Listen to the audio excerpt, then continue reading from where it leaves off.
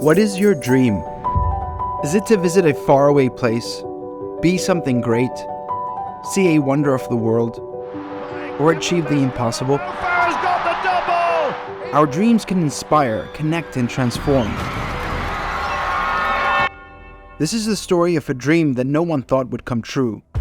The dream to return to a place that was ripped away from its residents because it was given to someone else. To those who are considered superior based on the color of their skin. Me, them, they are all humanity. So why must humans be moved like pigs? This is the government that over more than 30 years had done everything in its power to rob the black community in this country of its human dignity. What more can I say? The idea of reclaiming what was lost seemed impossible in apartheid South Africa. Until it wasn't. The right of return was achieved.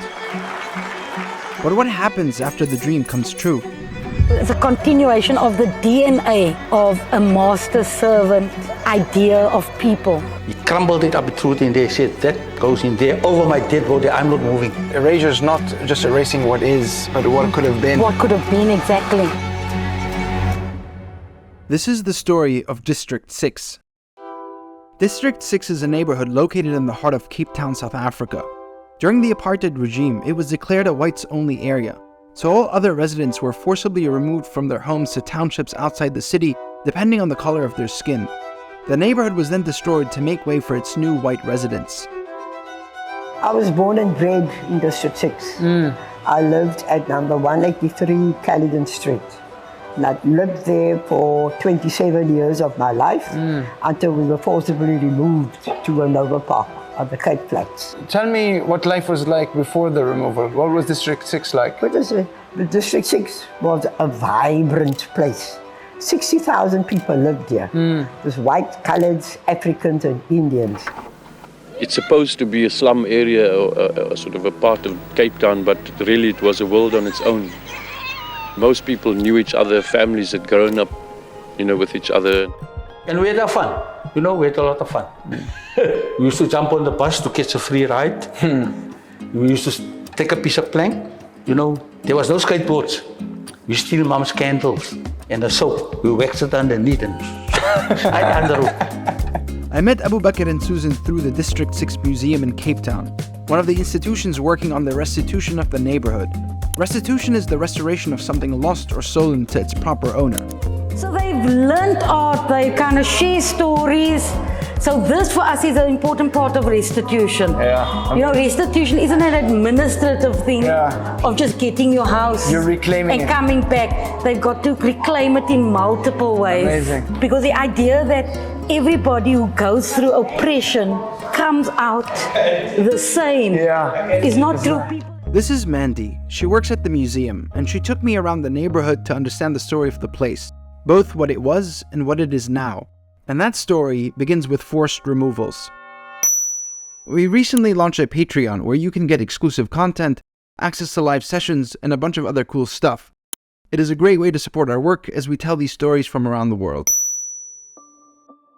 So, District 6 was declared white and was forcibly removed in 1966. What did that look like? What happened? Well, it was declared white in 1960, and that put in place a process where people who were not classified as white in District 6, the great majority, were then given eviction notices. What the District 6 people in remembering that call love notes, ironically. They said they got a love letter. How did these people first know they were being moved out? They woke up one morning and there were newspaper posters plastered all over the press, which just bluntly stated District 6 declared a white area. They suddenly realized they're going to have to move from this area in which they've been living for generations, My dad didn't even read that paper. He said, bring me the dirt bin. He crumbled it up, threw it in there, said, that goes in there, over my dead body, I'm not moving. You can bulldoze me with my house and all. I'm not moving. Over the span of 15 years, more than 60,000 people were forcibly removed to make room for white people moving in. Would living in this area worry you at all because of its history? Because of what? Certainly not. Its history, the fact that it was District 6 It wouldn't disturb you at all? Not at all, not in the least. Here, this block of flats, it was started in the sort of 1920s, very diverse group of people. The weightlifter Precious Mackenzie comes from here, the famous jazz musician Abdullah Ibrahim. It had opera singers, it had political activists. So we tell this story about what the city could have been like if District 6 was not destroyed. It would have been a very rich community. What strikes me, Mandy, is that erasure is not just erasing what is, but what could have been. What could have been, exactly. The community was bulldozed and ethnically cleansed, but they still campaigned to stop the development of District 6 into a white area, and it worked. So the place was left abandoned for years. But then apartheid ended, and something incredible happened. The old residents are invited to return to their neighborhood. So the initial years of coming out of our victory against apartheid, they were heightened feelings and ideas of solidarity, and people were prepared to buy into collective return. So not this is a house I was forcibly removed from, or my family owned 40 hectares. We want it back. They bought into the idea of a collective return. People generally agree, let's bring the eldest surviving people back symbolically. I was a bit reluctant because, goodness, you were so established. We lived in another park for 35 years. You built up friendships and you were at the community there. And you're moving your whole life again. Yeah, and is it worth it? How's it going to pan out? The day I returned, right? So I was walking down the road towards. There were guys standing outside, and this white guy said, knocked on the other doors, hey, come outside, come and see who's here. And those guys I probably saw last 30, 40 years ago. They grabbed me and they kissed me. So how do you feel? Elated, isn't it? You feel beautiful. One thing that sticks out to me, and I think what makes District 6 also a very powerful and special situation, is that people have been able to return.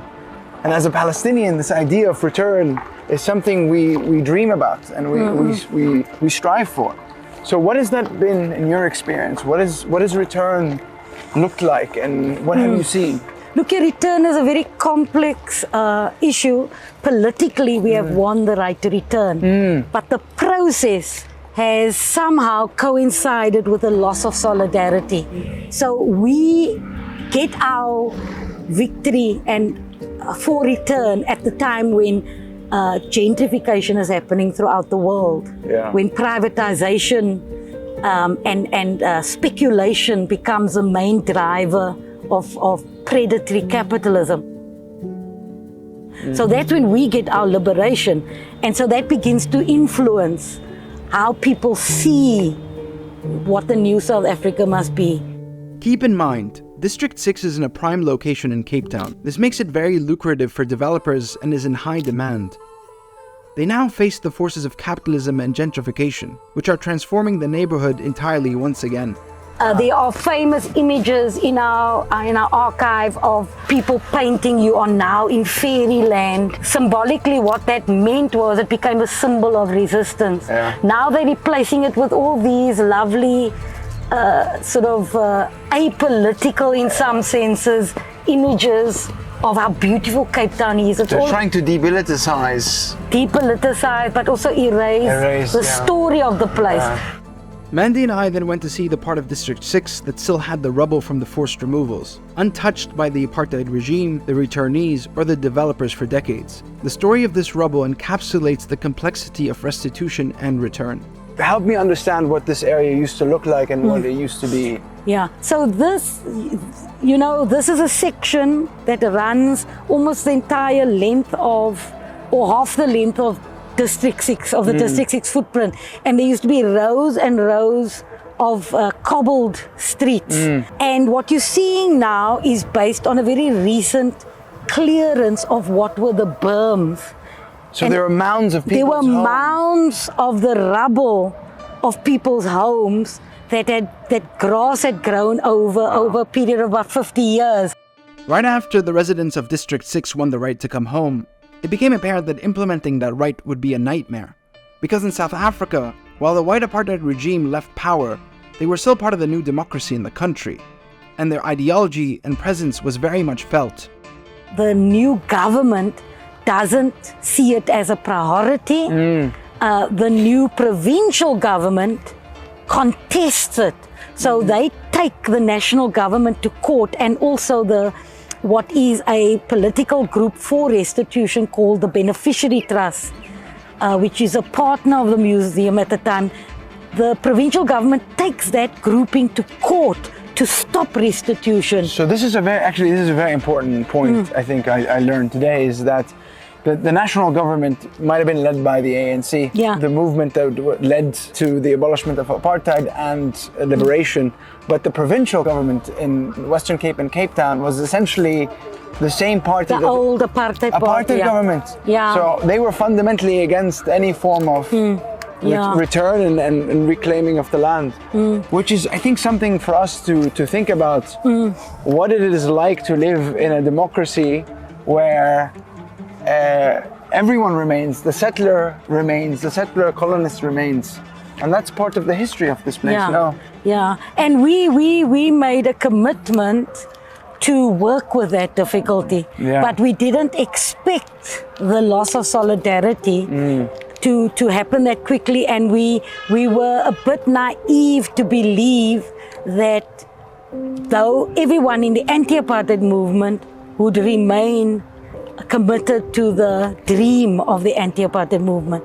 So that's part of the difficulties of building a democracy. As I said, it's not an event, it's a real deep process, and it's a very messy process, because you can't just march, win a victory, vote on it, and then the process happens. And so there's an evolution of the struggle from a political legal framework under apartheid to an economic, social, legal framework under a democracy. That is underpinned by the same colonial footprint. Wow.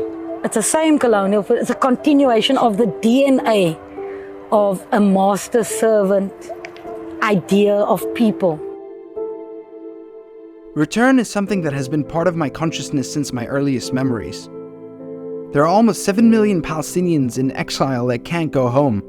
As Palestinians, the right to return to our homelands, the restitutions of what was taken from us by settler colonialism, is a dream that drives so many.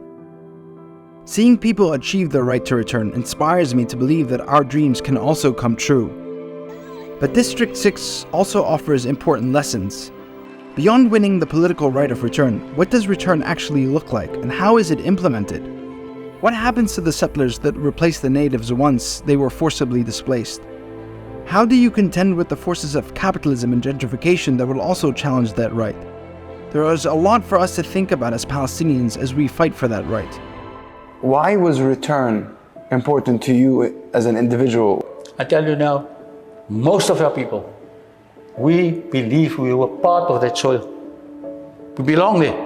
We're part of that soil. Still today, I believe I'm part of the 6-6. What has it been like the last 17 years?